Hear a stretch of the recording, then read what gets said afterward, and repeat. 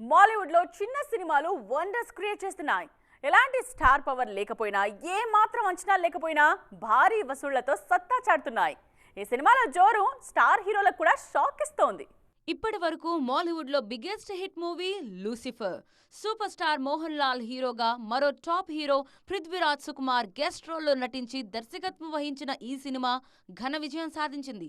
ఈ movie full run లో 127 కోట్లు వసూలు సాధించింది. మోహన్ లాల్ సినిమా సెట్ చేసిన రికార్డ్ ని ఓ చిన్న సినిమా చెరిపేసింది.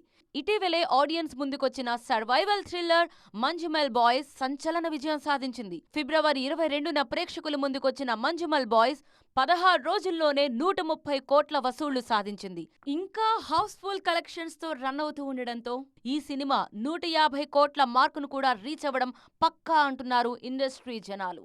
మంజుమల్ బాయ్స్ కన్నా వారం ముందు మలయాళ మెగాస్టార్ మమ్మూటి లీడ్ రోల్లో నటించిన భ్రమయుగం సినిమా రిలీజ్ అయింది. ఎక్స్పెరిమెంటల్ కాన్సెప్ట్ తో వచ్చిన ఈ సినిమా కూడా సూపర్ హిట్ టాక్ వచ్చింది. అయినా ఈ మూవీ 100 కోట్ల వసూళ్ల మార్కును టచ్ చేయలేకపోయింది. రీసెంట్ గా రిలీజ్ అయిన మరో మాలీవుడ్ మూవీ కూడా స్టార్ హీరోలకు షాక్ ఇచ్చింది. రొమాంటిక్ కామెడీగా తెరకెక్కిన ప్రేమలు సూపర్ హిట్ టాక్ తో దూసుకుపోతోంది.